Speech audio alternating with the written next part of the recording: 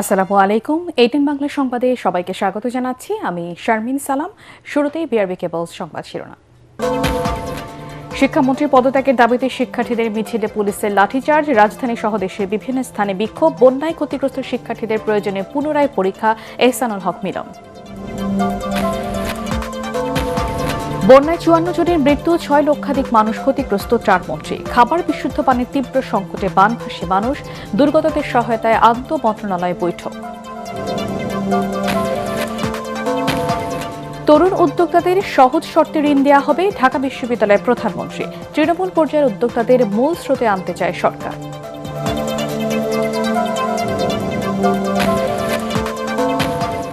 'সাবেক প্রধানমন্ত্রী শেখ হাসিনার দেশে ফেরার ঘোষণায় চাপে নেই সরকার, ব্রিফিংয়ে তথ্য উপদেষ্টা। বিচার ব্যবস্থায় স্বচ্ছতা নিশ্চিতের আশ্বাস।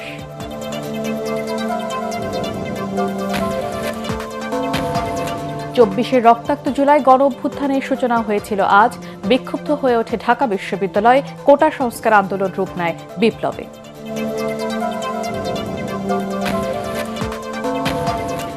এবং ফাইনালে ওঠার লড়াইয়ে রাত 1টায় প্রথম সেমিফাইনালে মুখোমুখি ফ্রান্স ও স্পেন, দুদলই জয়ের ব্যাপারে আত্মবিশ্বাসী।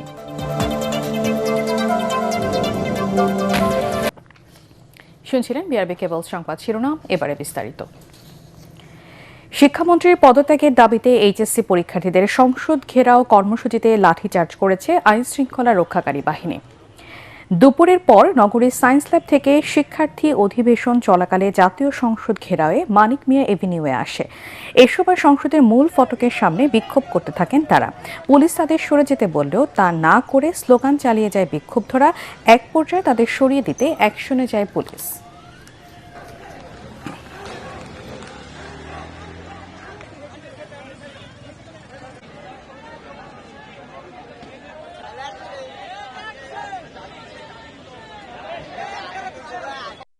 যে আমরা যদি দাবিগুলো আজকে মানায় নিতে পারি, আমরা কি আজকে ঠান্ডা হয়ে যাবো?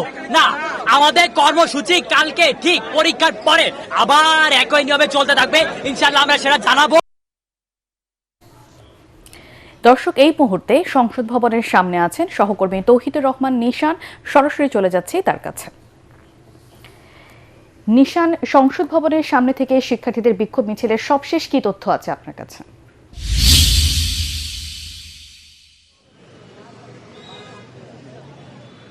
ধন্যবাদ শারমিন। আপনি জানেন আজকে সকাল থেকে রাজধানীর বিভিন্ন স্থানে এইচএসসি পরীক্ষার্থীরা অবস্থান কর্মসূচি পালন করছেন এবং তারা বিভিন্ন জায়গায় অবস্থান পালন করে তারা বিক্ষোভ করছেন এবং তারা জানাচ্ছেন যে তাদের একটাই দাবি, তারা শিক্ষামন্ত্রীর পদত্যাগ দাবি করছেন। এর কারণ মূলত গতকাল এইচএসসি পরীক্ষায় বিভিন্ন জায়গায় সামাজিক যোগাযোগ মাধ্যম সহ বিভিন্ন জায়গায় দেখা যায় যে বন্যা দুর্গত বিভিন্ন কেন্দ্রে পানি ওঠার পরও শিক্ষার্থীরা সেখানে পানি পার করে পরীক্ষা দিতে গিয়ে বেশ হিমশিম খেয়েছে। এই ধরনের আরও বেশ কিছু কারণ দেখিয়ে তারা শিক্ষামন্ত্রীর পদত্যাগ জানিয়ে রাজধানীর বিভিন্ন জায়গায় আজকে বিক্ষোভ প্রদর্শন করেছেন এবং তারা প্রথমে সকালে 11টার দিকে রাজধানীর যে সায়েন্স ল্যাব আছে সেখানে বেশ কিছু শিক্ষার্থী তারা অবস্থান কর্মসূচি পালন করে এবং বিক্ষোভ পালন করে এবং এরপর উত্তরাতে একটি পয়েন্টে তারা বিক্ষোভ কর্মসূচি পালন করে। এরপর রাজধানীর শাহবাগেও বেশ কিছু শিক্ষার্থীর সাথে ধস্তাধস্তি হয় ঢাকা বিশ্ববিদ্যালয় এলাকার মধ্যে পুলিশের সঙ্গে। তো আজকে বিকালের দিকে সায়েন্স ল্যাবে অবস্থান কর্মসূচি পালন শেষ হওয়ার পর তারা সেখান থেকে সংসদ অভিমুখে যাত্রা শুরু করে সংসদ ভবনের সামনে এবং কিছুক্ষণ আগে তারা সংসদ ভবনের সামনে যেই রাস্তাটি আছে সেটি মানিক মিয়া এভিনিউয়ের রাস্তাটি বন্ধ করে যান চলাচল সেখানে বন্ধ হয়ে যায় এবং সেখানে তারা বিক্ষোভ প্রদর্শন করে এবং তারা সংসদ ভবনের যে প্রধান ফটক রয়েছে সেটির সামনে অবস্থান কর্মসূচি পালন করে এবং স্লোগান দেয় এবং এক পর্যায়ে তাদের উপর লাঠিচার্জ করে এবং অ্যাকশনে যায় পুলিশ। সংসদের সামনে থেকে তাদের লাঠিচার্জ করে সরিয়ে দেওয়া হয়। তবে এই লাঠিচার্জ করার পর তারা আরও ক্ষুব্ধ হয়ে সংসদ ভবনের সামনে যে রাস্তাটি রয়েছে সেখানে অবস্থান করছে। আপনি হয়তো দেখতে পাচ্ছেন সেখানে এখনও শিক্ষার্থীদের জটলা রয়েছে এবং এখানে দু একজন আহত হয়েছেন, তারা তাদের ক্ষোভ প্রকাশ করছেন। এবং অপর পাশে যদি আমি একটু দেখানোর চেষ্টা করি, এখানে আইন শৃঙ্খলা রক্ষাকারী বাহিনীও যারা রয়েছেন তারাও সতর্ক অবস্থানে রয়েছেন এবং শক্ত অবস্থানে রয়েছেন এবং তারা অ্যাকশনে যাওয়ার দেওয়ার জন্য প্রস্তুত রয়েছেন এবং পেছনে যে রাস্তাটি মানিক মিয়া এভিনিউয়ের একটু আগে বন্ধ করে দিয়েছিলেন শিক্ষার্থীরা, সেটি তারা পুলিশ প্রশাসনের পক্ষ থেকে সেটি খুলে দেওয়ার প্রক্রিয়া চলছে এবং যান চলাচল অনেকটা স্বাভাবিক হতে শুরু করেছে। তবে শিক্ষার্থীরা আসলে বলছেন যে এভাবে লাঠি, তাদের যে প্রতিক্রিয়া এই লাঠিচার্জের পর তারা বলছেন যে তাদের দাবি ন্যায্য দাবি এবং তারা তাদের সাথে যেই শিক্ষার্থীদের সাথে পরীক্ষার হলে যে অন্যায়টি হয়েছে সেটি তারা মেনে নেবেন না এবং সেটি অন্যায় বলে তারা অভিহিত করছে এবং তারা বলছে যে অবিলম্বে তারা শিক্ষা যে কোনো মূল্যে হোক শিক্ষামন্ত্রীর পদত্যাগ চায় এবং সেটি সম্পন্ন না হলে তারা রাজপথ ছাড়বে না, এমনটাই জানাচ্ছেন তারা। এবং আগামীকাল একটি এইচএসসি পরীক্ষা রয়েছে আপনি জানেন, সেটির পরও সেই পরীক্ষা দিয়ে তারা আবার রাজপথে নামবে, এমনটাই জানিয়েছেন তাদের কর্মসূচি থেকে। তো শারমিন, মোটামুটি এই ছিল রাজধানীর এই মানিক মিয়া এভিনিউয়ের সামনে থেকে সবশেষ পরিস্থিতি। নিশান, আপনাকে ধন্যবাদ। আপনি থাকুন সেখানে, পরবর্তীতে আমরা আবারও আপনার সাথে যুক্ত হব। দর্শক, সংসদ ভবনের সামনে থেকে আমাদের সাথে যুক্ত হয়েছিলেন সহকর্মী তৌহিদুর রহমান নিশান। এর আগে শিক্ষামন্ত্রীর পদত্যাগের দাবিতে রাজধানী সহ দেশের বিভিন্ন স্থানে বিক্ষোভ করে শিক্ষার্থীরা। বৈরী আবহাওয়া ও জলাবদ্ধতার মধ্যে এইচএসসি পরীক্ষা নেয়ায় তীব্র প্রতিবাদ জানিয়ে এই বিক্ষোভ কর্মসূচি পালন করে তারা। এ সময় বুধবার মার্চ টু শিক্ষা মন্ত্রণালয় কর্মসূচি ঘোষণা করেন বিক্ষুব্ধরা।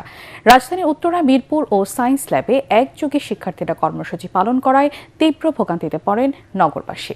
ইমদাদুল্লাহ বাবুর রিপোর্ট।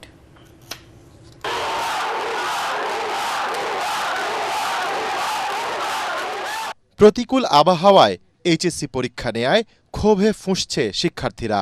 পূর্ব ঘোষণা অনুযায়ী রাজধানীর উত্তরা, মিরপুর ও সায়েন্স ল্যাব মোড়ে একযোগে বিক্ষোভ করে আন্দোলনকারীরা। এ সময় বৈরী আবহাওয়ায় পরীক্ষা নেয়ার তীব্র প্রতিবাদ জানিয়ে বিক্ষুব্ধরা শিক্ষামন্ত্রীর পদত্যাগ দাবি করে। উনি কোশ্চেন করছে, ফিজিক্সে 8টা সিকিউ থাকে, এর মধ্যে উনি 2টা সিকিউ ভুল করছে, উনি আইআইটির ম্যাথ দিয়ে দিছে, বাট ওই ম্যাথটা দিছে ভুল। আমাদের মূলত বলা হয়েছে ফার্মের মুরগি, কিন্তু আমি তাদের বলতে চাই যে আমাদের মতো ফার্মের মুরগির জন্য আজকে তারা স্বাধীন হয়েছে, তারা মন্ত্রিসভা যেতে পারছে। উনি শারীরিক মানসিকভাবে কোনোভাবেই সুস্থ না, ওনার পদত্যাগ চাইতেছি। উনি যা করছে উনি আইসা আমাদের কাছে সরি বলুক।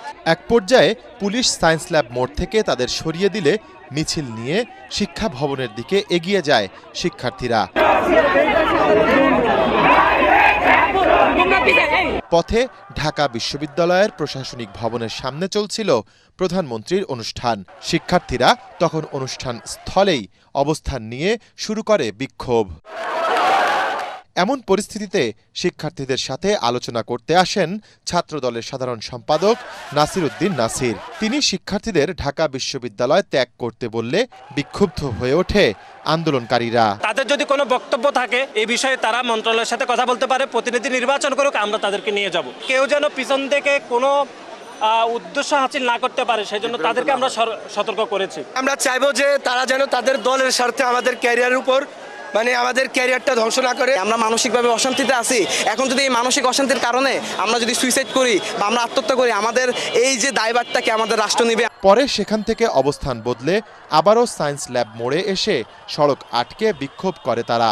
একযোগে নগরীর গুরুত্বপূর্ণ 3টি পয়েন্টে সড়ক অবরোধ করায় রাজধানীতে সৃষ্টি হয় অচল অবস্থা, দেখা দেয় তীব্র যানজট, ভোগান্তিতে পড়েন শহরবাসী। ইমদাদুল্লাহ বাবু, ATN বাংলা, ঢাকা।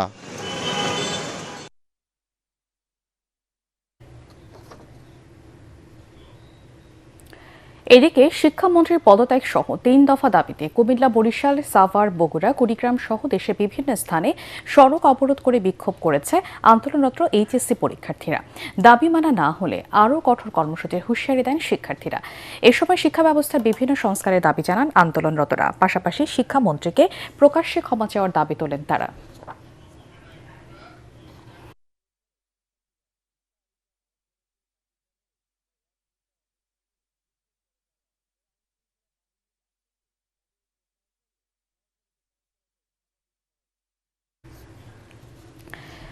আবহাওয়া অনুকূলে থাকার খবরে পরীক্ষা চালিয়ে যাবার সিদ্ধান্ত ছিল, তবে স্থানীয় প্রশাসন চাইলে পরীক্ষা স্থগিত করতে পারত বলে জানিয়েছেন শিক্ষামন্ত্রী আনম এহসানুল হক মিলন। সংসদ অধিবেশনে শিক্ষামন্ত্রী বলেন, বিগত সরকারের প্রণীত রুটিন অনুসারেই পরীক্ষার সময়সূচি বর্ষা মৌসুমে নির্ধারিত হয়েছে। এইচএসসি পদার্থ বিজ্ঞানের ভুল প্রশ্নে পূর্ণ নম্বর দেওয়া হবে বলেও জানান মন্ত্রী। দর্শক, এই সংক্রান্ত সাজ্জাদ জাহানের রিপোর্টে প্রক্রিয়াধীন আছে। আমরা চলে যাচ্ছি পরবর্তী প্রসঙ্গে। বন্যায় সারা দেশে এখনো পর্যন্ত মারা গেছেন ৫৪ জন। তাদের বেশিরভাগই পাহাড় ধসে বলে জানালেন দুর্যোগ ব্যবস্থাপনা ও ত্রাণমন্ত্রী আসাদুল হাবিব দুলু। তিনি জানান, বন্যা আক্রান্ত ৮ জেলায় পানিবন্দী হয়েছেন ৬ লাখের বেশি মানুষ। বন্যা মোকাবেলা ও দুর্গতদের সব ধরনের সহায়তায় আন্তঃমন্ত্রণালয় বৈঠক শেষে তিনি এসব কথা বলেন। সুযোগ পেলে প্রধানমন্ত্রী বন্যা দুর্গত এলাকায় যাবেন বলে জানান স্বাস্থ্যমন্ত্রী। রিপোর্টে জানাচ্ছেন মাহবুব কবির চপল। বলা হয় পানির অপর নাম জীবন, আবার সেই পানিতেই হচ্ছে মরণ। ভেসে যাচ্ছে লাশ, বানের পানি বিস্তীর্ণ এলাকা করেছে গ্রাস। সরকার বলছে অতিবৃষ্টি আর পাহাড়ি ঢলে দেশের ৮ জেলায় আকস্মিক বন্যা হয়েছে। এতে পানিবন্দী হয়ে পড়েছেন ৬ লাখের বেশি মানুষ, মারা গেছেন ৫৪ জন। পাহাড় ধসে বেশি মৃত্যু হয় সেখানকার বসতি সরিয়ে নেয়ার কথা জানান দুর্যোগ মন্ত্রী। এখানে মৃত্যুবরণ হয়েছে ৫৪ জন, তার বেশিরভাগে পাহাড়ি ধসের মধ্যে মৃত্যুবরণ করেছে। আমরা একটা জিনিস চিন্তা ভাবনা করতেছি, ভবিষ্যতে যাতে পাহাড়ের পাদদেশে এবং পাহাড়ে যারা বসবাস করে তাদেরকে আমরা সমতল ভূমিতে তাদের আবাসস্থল করে দিয়ে তাদের উদ্বুদ্ধ করে এখানে নিয়ে আসা, যাতে এই মৃত্যুর সংখ্যাটা কমে যায়। বন্যা মোকাবেলা, আক্রান্ত মানুষের ত্রাণ, চিকিৎসা সহ সব ধরনের ব্যবস্থা নিতে সচিবালয়ে বৈঠকে বসেন বিভিন্ন মন্ত্রণালয়ের মন্ত্রীরা। পানি নেমে গেলে পুনর্বাসন, রাস্তাঘাট মেরামত, কৃষকদের সহায়তা, গবাদি পশুর সুরক্ষা সহ বিভিন্ন পদক্ষেপ নেওয়া হবে বলে জানান তারা। প্রয়োজনে প্রধানমন্ত্রী বন্যার্ত এলাকা পরিদর্শন করবেন বলে জানান স্বাস্থ্যমন্ত্রী। আমরা জিনিসটাকে সুন্দরভাবে মোকাবেলা করেছি। That credit goes to our leader, hour honourable prime minister. উনি যাবেন কিনা যদি সুযোগ হয়ে যাবেন, বাট ওনার যাওয়ার সাথে আমাদের কর্মের কোনো সম্পর্ক নেই। আমরা কর্ম করে যাচ্ছি। ক্ষতিগ্রস্ত পরিবারগুলোকে পুনর্বাসনের জন্য, যেগুলো রাস্তাঘাট ক্ষতিগ্রস্ত হয়েছে, সড়ক জনপথ, তারা সেটা মেরামত করবে অল্প সময়ের মধ্যে। সব ধরনের কৃষক এবং মৎস্যজীবী যারা আছে, অনেকেই আপনারা জানেন মাছের চাষ করে। এই মাছের চাষ হঠাৎ করে বন্যার পানি এসে তাদের কোনো প্রস্তুতি ছিল না। ওইগুলিও আমরা নতুন করে লিস্ট তৈরি করছি, কে কতটুকু ক্ষতিগ্রস্ত হচ্ছে। সরকারের পক্ষ থেকে চেষ্টা করা হচ্ছে ওই ক্ষতিগ্রস্তদেরকে সহযোগিতা করার জন্য। বন্যা নিয়ে কোথাও কোথাও গুজব ছড়ানো হচ্ছে বলে জানান দুর্যোগ ব্যবস্থাপনা ও ত্রাণমন্ত্রী। মহিলা গর্ভবতী অবস্থায় গাছের ডালের মধ্যে আশ্রয় নিয়েছে, পরবর্তীতে এটা ফ্যাক্ট চেকিং করে দেখা গেল যে টাঙ্গুরা হাওরের মধ্যে একটি নাটকের দৃশ্যে এসে অভিনয় করতেছিল। মাহবুব কবির চপল, ATN বাংলা, ঢাকা। দক্ষিণ চট্টগ্রামের সাতকানিয়া ও বাঁশখালীতে স্মরণকালের ভয়াবহ বন্যায় লণ্ডভণ্ড হাজারো মানুষের স্বপ্ন। পাহাড়ি ঢল আর মানুষের তোড়ে প্রায় ৫ শতাধিক মানুষের মাটির ঘর ভেসে গেছে। অনেক এলাকা এখনও পানির নিচে। আশ্রয় কেন্দ্রগুলো তলিয়ে যাওয়ায় ধর্মীয় প্রতিষ্ঠানে আশ্রয় নিয়েছেন দুর্গতরা। দুর্গম এলাকাগুলোতে এখনও পৌঁছায়নি পর্যাপ্ত ত্রাণ। খাবার ও সুপেয় পানির তীব্র সংকটে বানভাসী মানুষের দীর্ঘশ্বাস ভারী হয়ে উঠছে। রনি দাসের তোলা ছবিতে সাতকানিয়া বাঁশখালীর মানবিক বিপর্যয় নিয়ে চট্টগ্রাম প্রতিনিধি ইরফানুল হকের রিপোর্ট। চারদিকের অথই জলরাশি। স্মরণকালের ভয়াবহ বন্যায় দক্ষিণ চট্টগ্রামের সাতকানিয়া ও বাঁশখালীর মানুষের বুকফাটা আর্তনাদ আর সর্বস্ব হারানোর বেদনা মিশে আছে। পানির মাঝে লুকিয়ে আছে এক একটি পরিবারের স্বপ্নভঙ্গের করুণ কাহিনী। নলুয়া এলাকার রত্না গোস্বামী, বন্যার তীব্র স্রোতে ভেসে গেছে তার একমাত্র সম্বল মাটির ঘর। নিজের ভাঙ্গা ঘরের নিচে বসে এখন শুধু ভাগ্যকে দুষছেন এই অসহায় নারী। ২৭টা দিন ধরে অনেক বন্যার পানিতে অনেক কষ্ট করতেছি। ছেলে মেয়েদেরকে নিয়ে কোথায় যাবো তাও জানি না। আমাদের ঘর বাড়ি অনেক ভেঙে গেছে। একই এলাকার সমাধরের গল্পটাও আলাদা কিছু নয়। পানির তোড়ে ধসে গেছে তার সাজানো সংসার। শুধু রত্না কিংবা সোমা নন, পাহাড়ি ঢল আর বন্যার এই তাণ্ডবে লণ্ডভণ্ড দক্ষিণ চট্টগ্রামের প্রায় ৫ শতাধিক মাটির ঘর। আমাদের ঘর বাড়ি সব ভেঙে যাচ্ছে, অনেকজন অনাহারে আছে। তবে শুধু ঘর হারানোই নয়, এখানে নেমে এসেছে চরম এক মানবিক বিপর্যয়। তলিয়ে গেছে কবরস্থান থেকে শুরু করে শ্মশান ঘাট। আমাদের এখানে কোনো প্রাণ সম্মানে সাহায্য সহযোগিতা আসে না কোনো কাজে। অন্যদিকে অনেক সাইক্লোন সেন্টারগুলো পানিতে তলিয়ে যাওয়ায় মাথা গুজার শেষ আশ্রয়স্থল এখন বিভিন্ন ধর্মীয় প্রতিষ্ঠান। ঘরবাড়ি হারিয়ে মানুষ যেখানে ক্ষুধার জ্বালায় কাতর, সেখানে মূল সড়ক তলিয়ে যাওয়ায় পৌঁছাচ্ছে না পর্যাপ্ত পরিমাণ ত্রাণ। নলুয়া ইউনিয়নের তালতলা বা হিন্দুপাড়ার মতো দুর্গম এলাকায় গত ৫ থেকে ৬ দিন মিলেছে মাত্র একবেলা রান্না করা খাবার। বড়রা কষ্ট সহ্য করলেও শিশু, বয়স্ক, গবাদি পশুর অবস্থা আরো বেশি নাজুক।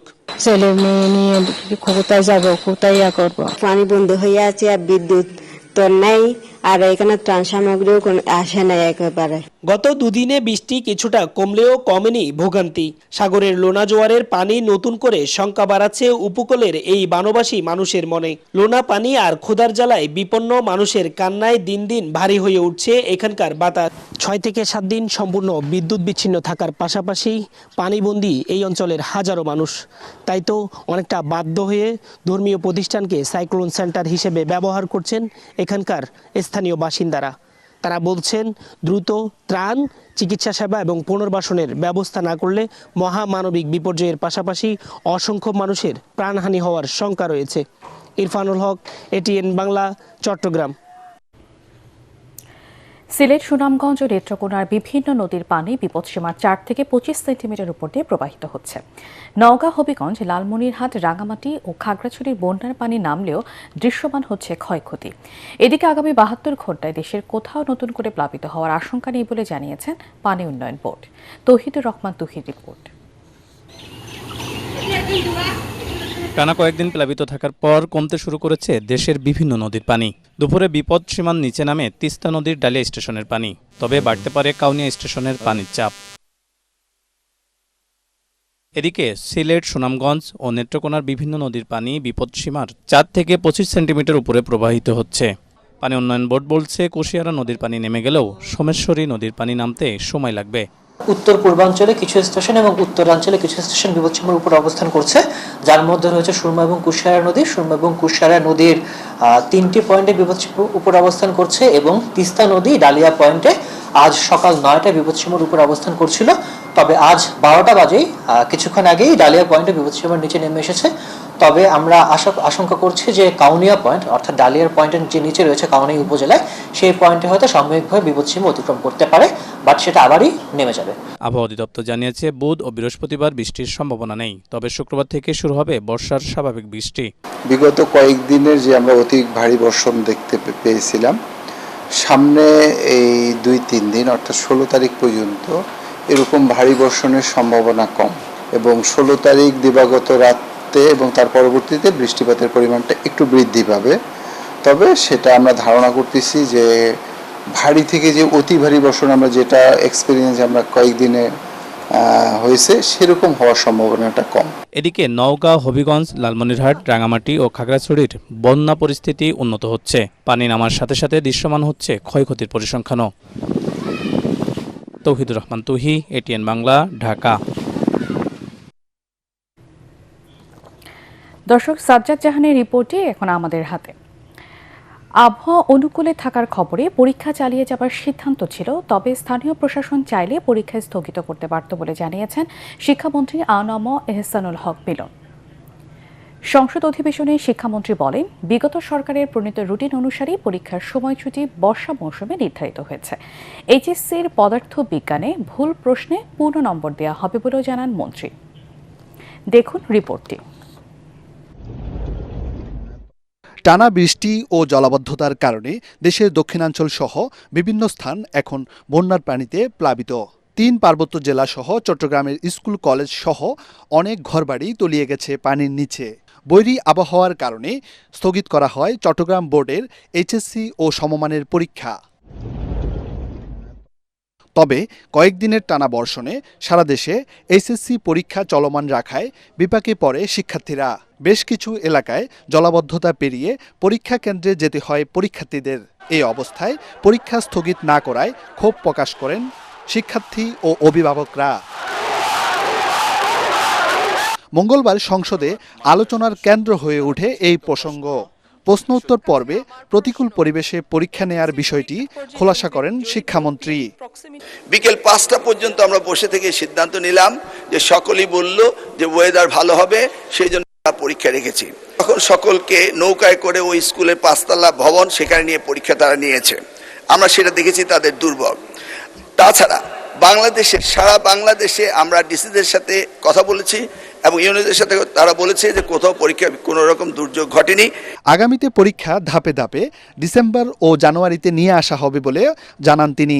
আমরা এসএসসি এবং এইচএসসি দুইটি পরীক্ষাকে খানিকটা আগিয়ে এনেছি এবং আমাদের প্ল্যান রয়েছে 2027-এর এসএসসি ব্যাচ ধরে আমরা আস্তে আস্তে এক্সামিনেশনের মান্থ হবে ডিসেম্বর এন্ড জানুয়ারি। এ সময় শিক্ষার্থীদের পড়ার টেবিলে ফিরে আসারও আহ্বান জানান শিক্ষামন্ত্রী।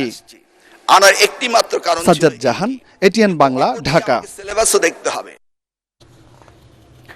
তরুণ উদ্যোক্তাদের পাশে আছে সরকার, তাদের সব ধরনের সহায়তার মাধ্যমে পথ দেখানো হবে বলে জানিয়েছেন প্রধানমন্ত্রী তারেক রহমান। ঢাকা বিশ্ববিদ্যালয়ের সিটেট ভবনে তারুণ্য স্টার্টআপ ও সম্ভাবনার বাংলাদেশ কর্মসূচির উদ্বোধনী অনুষ্ঠানে তিনি একথা জানান।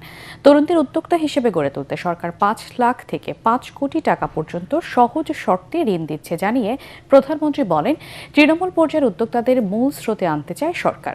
নিজের অভিজ্ঞতার কথা জানাতে গিয়ে প্রধানমন্ত্রী আরও বলেন, আজকের অবস্থানে পৌঁছাতে তাকে কঠিন মানসিক শারীরিক নির্যাতন ও ধৈর্যের পরীক্ষার মধ্য দিয়ে যেতে হয়েছে। বিস্তারিত জানাচ্ছেন মইনুল আহসান।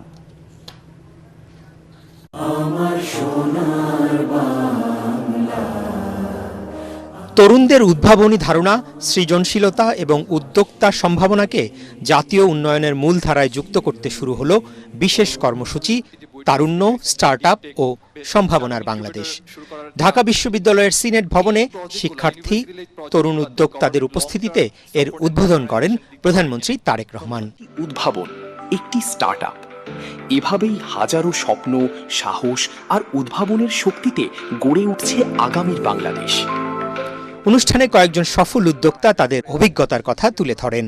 পাশাপাশি বিভিন্ন বিশ্ববিদ্যালয়ের শিক্ষার্থীরা তরুণরা উদ্যোক্তা হিসেবে গড়ে উঠতে সরকারের কাছে কি ধরনের সহায়তা চায় তা তুলে ধরে প্রধানমন্ত্রীকে নানা প্রশ্ন করেন। আজ 42টি জেলায় 3,20,000-এর মতন কৃষক আমাদের সঙ্গে যুক্ত। 2018 সালে আমার মেয়ে স্কুলে পড়ে, ওর বেতন দেওয়ার জন্য আমি 20,000 টাকার মূলধন নিয়ে ব্যবসা শুরু করি। আজ সেই ছোট উদ্যোগটি বছরে প্রায় কোটি টাকা রাজস্ব অর্জন করছে। ক্লাস 6 থেকে বিসিএস পর্যন্ত আমাদের 25 লক্ষেরও বেশি শিক্ষার্থী আমাদের সাথে যুক্ত আছেন এবং আমাদের সাবস্ক্রিপশনের কস্ট 200 টাকারও কম হয়। অনেক প্রান্তিক স্টুডেন্টরাও আমাদের সাথে ইজিলি যুক্ত হতে পারছেন। যাদের ভালো স্টার্টআপ বা ব্যবসায়িক ধারণা আছে কিন্তু জামানত নেই, তাদের জন্য ঋণ পাওয়া সহজ করতে সরকারের কি উদ্যোগ রয়েছে? শিক্ষার্থীদের প্রশ্নের জবাব দিতে গিয়ে প্রধানমন্ত্রী তারেক রহমান বলেন, শুধু চাকরির পেছনে ছুটলে হবে না, মেধাবী তারুণ্যকে উদ্যোক্তা হিসেবে নতুন কর্মসংস্থান সৃষ্টিতে কাজ করতে হবে। আমরা 5 লাখ টাকা থেকে 5 কোটি টাকা পর্যন্ত একজন স্টার্টআপ যে উদ্যোক্তা তাকে আমরা সহায়তার চেষ্টা করব। ব্যাংকের যে হ্যাসেলগুলো আছে, বিভিন্ন রকম কোলাটারাল সিকিউরিটি দিতে হয়, বিভিন্ন কাগজপত্র দিতে হয়, এটা আপনাকে যাতে এটা এর ভিতর দিয়ে যেতে না হয়, আপনি আসবেন, আপনার কমিটি করেছে, তারা আপনারা দেখবে, দেখে ডিসিশনে আপনাকে উইদাউট এনি কোলাটারাল আপনাকে তারা ফান্ড করবে।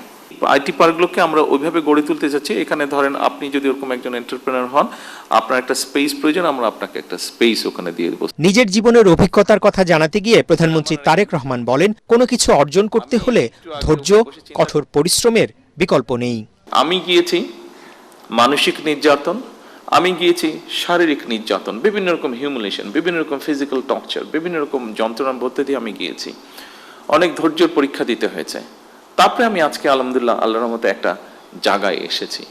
আপনাদেরকে খুব সংক্ষেপে এটা বলার অর্থ হলো, আপনাদেরকে এরকম অনেক কষ্টের মধ্যে দিয়ে যেতে হবে।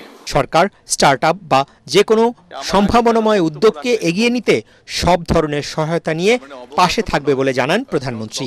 আমরা আছি আপনাদের সাথে, আপনাদেরকে হেল্প করার জন্য, আপনাদেরকে পথ দেখানোর জন্য, আপনাদের পাশে দাঁড়ানোর জন্য আমরা আছি। যারা মানুষ, সমাজ, সামগ্রিকভাবে দেশের উপকার করছেন, আপনাদেরকে প্রয়োজন, লক্ষ কোটি মানুষের জন্য প্রয়োজন, আপনাকে প্রয়োজন, এই দেশের জন্য প্রয়োজন। তথ্য ও যোগাযোগ প্রযুক্তি মন্ত্রণালয়ের আয়োজনে অনুষ্ঠানে 6টি স্টার্টআপ উদ্যোক্তাদের হাতে অনুদানের চেক তুলে দেন প্রধানমন্ত্রী।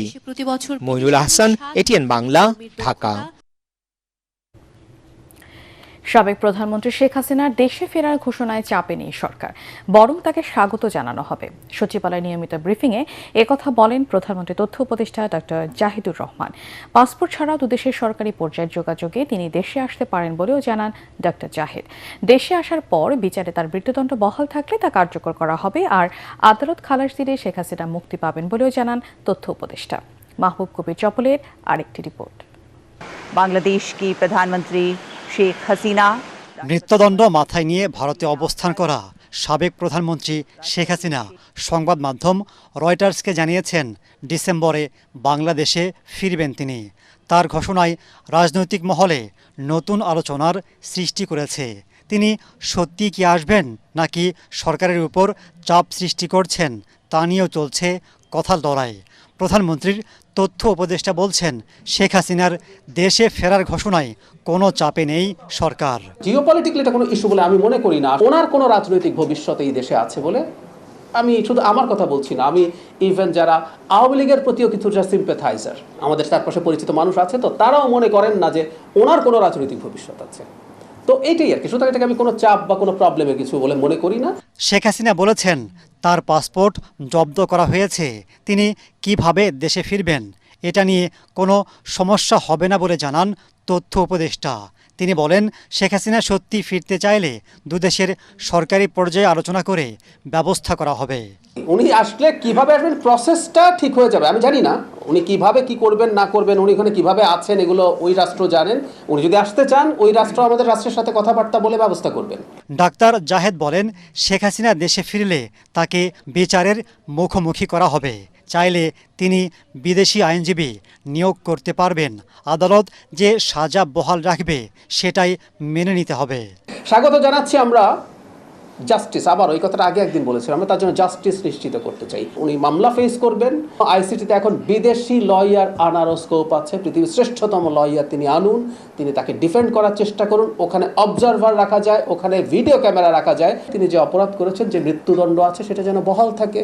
বহাল থাকলে সেই মৃত্যুদণ্ড কার্যকর হবে, সেটাও জনগণ দেখতে চায়। আদালত যদি শেষ পর্যন্ত তাকে অন্য কোনো শাস্তি দেয় অথবা তাকে খালাস দেয় সেটাও হবে। আন্তর্জাতিক অপরাধ ট্রাইব্যুনালের নিষেধাজ্ঞা থাকায় মূলধারার গণমাধ্যমে শেখ হাসিনার বক্তব্য প্রচার করা আইনের লঙ্ঘন বলেও জানান প্রধানমন্ত্রীর তথ্য উপদেষ্টা।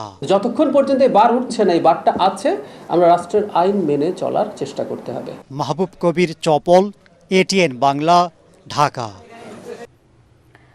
রক্তাক্ত জুলাই গণ অভ্যুত্থানের সূত্রপাত হয় 2024 সালের 14 জুলাই।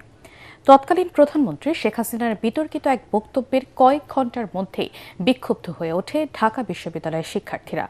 আওয়ামী লীগ সরকারের দুঃশাসনের প্রতিবাদ করতে শিক্ষার্থীরা সেদিন হল থেকে বেরিয়ে আসেন। তাদের দুঃসাহসিক ভূমিকায় কোটা সংস্কার আন্দোলন রূপ নেয় বিপ্লবে। জুলাই বিপ্লবের সৌম্যসারী যোদ্ধা আসিফ মাহমুদ সজীব ভূঁইয়া এটিএন বাংলাকে বলেন, এই দিনই স্বৈরাচারের বিরুদ্ধে কথা বলতে না পারার ভয় কেটে যায় গণমানুষের মনে। জুলাইয়ের সেই উত্তপ্ত দিন নিয়ে রিপোর্ট করেছেন মুশফিকুর রহমান।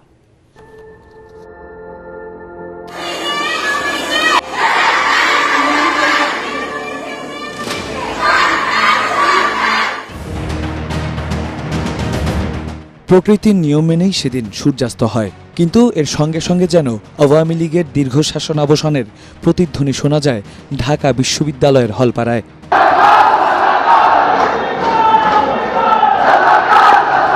14 জুলাই বিকেল 4:45 শিক্ষার্থীদের দাবি তোয়াক্কা না করে গণভবনে সংবাদ সম্মেলনে শেখ হাসিনা দেন এই বিতর্কিত বক্তব্য। মুক্তিযুদ্ধের সন্তান নাতিপুতিরা কেউ মেধাবী না, যত রাজাকারের বাচ্চারা নাতিপুতি হলো মেধাবী, তাই না?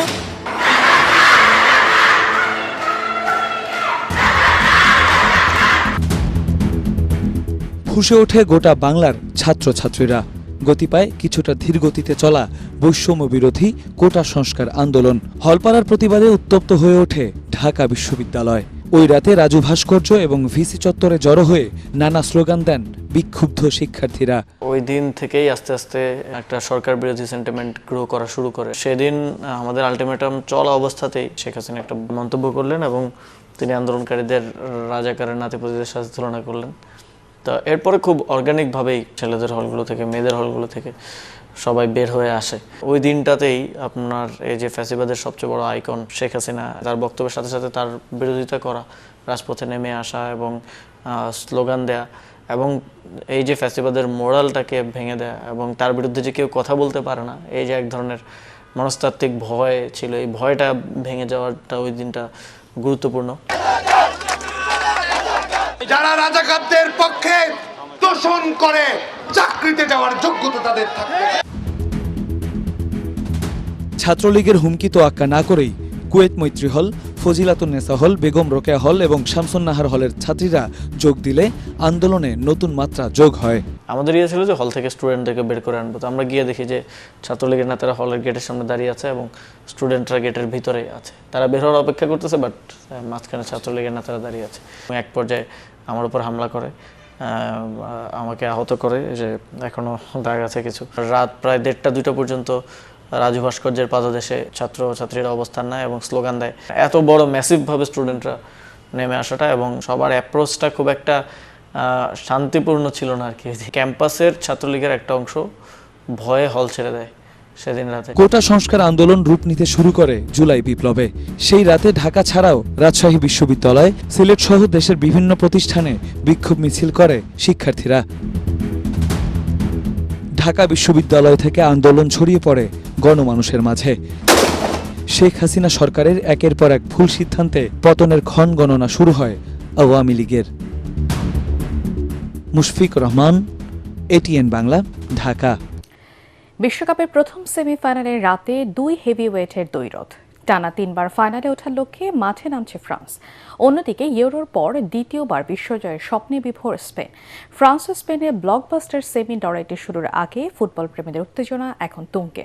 ফাইনালের আগে ফাইনাল হিসেবে আখ্যায়িত ফুটবলের এই মহারণটি মাঠে করাবে রাত 1টায়। বিশ্বকাপের সেমিফাইনালে এল ক্লাসিকোর উত্তাপ।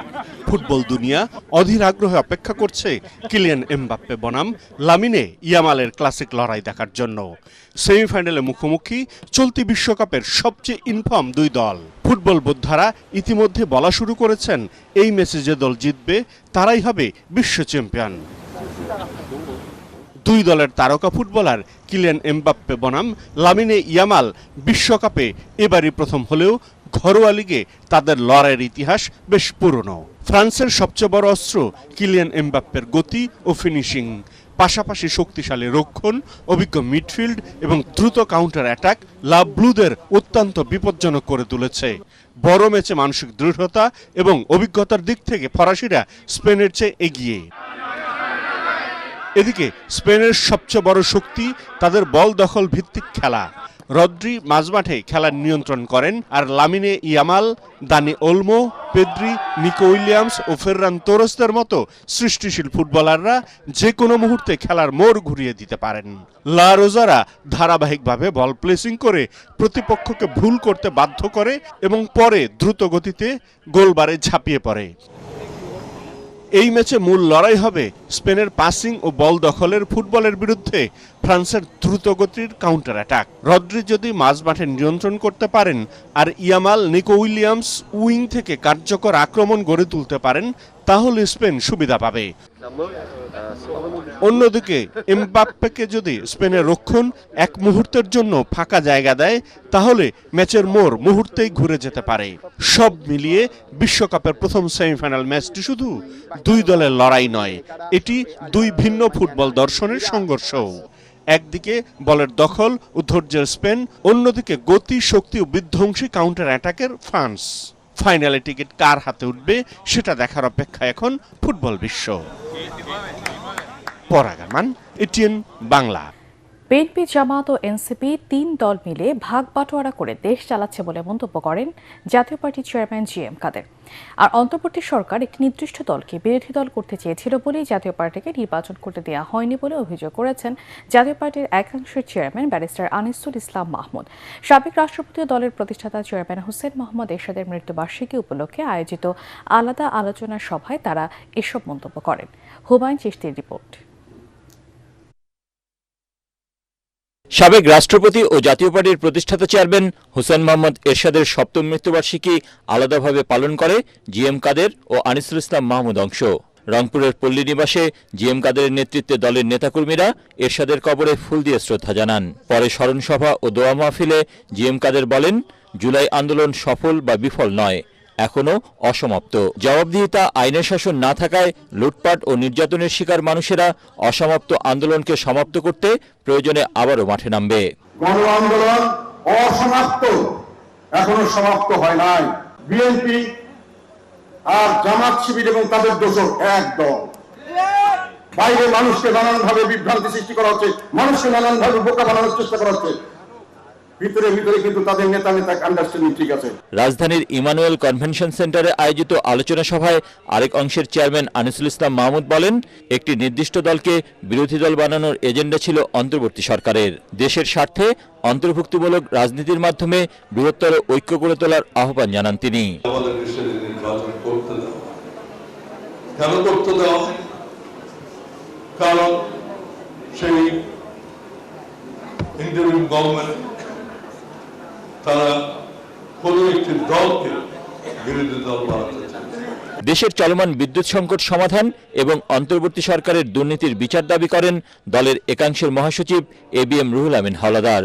সভা শেষে দুস্থদের মাঝে খাবার বিতরণ করা হয়। হুমায়ুন চিস্তি, ATN বাংলা, ঢাকা।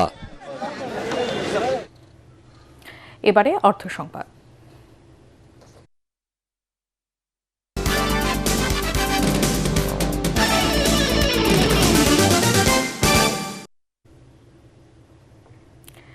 ভবিষ্যৎ প্রজন্মের জন্য বিশ্বমানের শিক্ষা, নৈতিক মূল্যবোধ এবং সৃজনশীল বিকাশ নিশ্চিত করার প্রত্যয় ইস্পাহানী কিন্ডারগার্টেন অ্যান্ড প্রাইমারি স্কুলের উদ্বোধনী অনুষ্ঠান শেষ হয়েছে।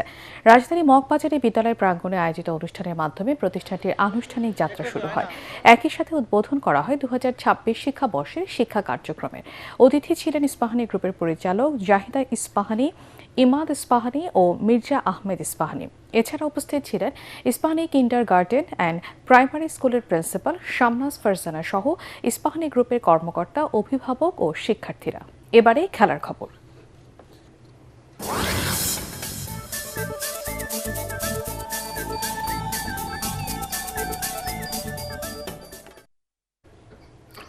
আবারও আন্তর্জাতিক ফুটবলে ফিরে বিশ্বকাপ খেলতে পারেন ব্রাজিল তারকা নেইমার। সম্প্রতি সামাজিক যোগাযোগ মাধ্যমে ভাইরাল হওয়া কৃত্রিম বুদ্ধিমত্তা AI দিয়ে নির্মিত ভিডিওটি তার ফেরার জোর ইঙ্গিত দিচ্ছে। আবেগঘন সেই ভিডিওতে নেইমারের শৈশব ও ভবিষ্যতের রূপকে মুখোমুখি হতে দেখা যায়। সেখানে শৈশবে নেইমার তাকে 2023 সালে শেষবারের মতো বিশ্বকাপ ট্রফি জয়ের চেষ্টা চালানোর অনুরোধ করে। স্বয়ং নেইমার এই ভিডিওতে ভালোবাসার ইমোজি দিয়ে ইতিবাচক প্রতিক্রিয়া জানিয়েছেন। তার এই মন্তব্যই ভক্তদের মনে আন্তর্জাতিক ফুটবলে ফেরার নতুন আশার আলো জাগিয়েছে। নরওয়ের কাছে অপ্রত্যাশিতভাবে হেরে বিশ্বকাপ থেকে ব্রাজিলের বিদায়ের পর আন্তর্জাতিক ফুটবল থেকে অবসরের ঘোষণা দেন ব্রাজিলের সর্বোচ্চ গোলদাতা। শেষ করার আগে বিআরবি কেবল সংবাদ শিরোনাম আরেকবার। শিক্ষামন্ত্রী পদত্যাগের দাবিতে শিক্ষার্থীদের মিছিলে পুলিশের লাঠিচার্জ। রাজধানী সহ দেশের বিভিন্ন স্থানে বিক্ষোভ। বন্যায় ক্ষতিগ্রস্ত শিক্ষার্থীদের প্রয়োজনে পুনরায় পরীক্ষা, এহসানুল হক মিলন। বন্যায় 54 জনের মৃত্যু, 6 লক্ষাধিক মানুষ ক্ষতিগ্রস্ত, 4 মন্ত্রী। খাবার বিশুদ্ধ পানির তীব্র সংকটে বানভাসী মানুষ, দুর্গতদের সহায়তায় আন্তঃ মন্ত্রণালয় বৈঠক। তরুণ উদ্যোক্তাদের সহজ শর্তে ঋণ দেওয়া হবে, ঢাকা বিশ্ববিদ্যালয়ের প্রধানমন্ত্রী। তৃণমূল পর্যায়ের উদ্যোক্তাদের মূল স্রোতে আনতে চায় সরকার।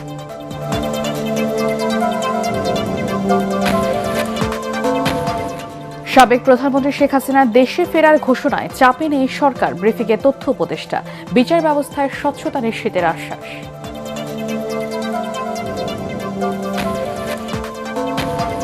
চব্বিশের রক্তাক্ত জুলাই গণ অভ্যুত্থানের সূচনা হয়েছিল আজ।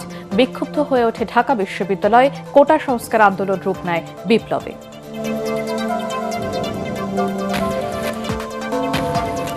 এবং ফাইনালে ওঠার লড়াইয়ে রাত 1টায় প্রথম সেমিফাইনালে মুখোমুখি ফ্রান্স ও স্পেন। দুদলই জয়ের ব্যাপারে আত্মবিশ্বাসী।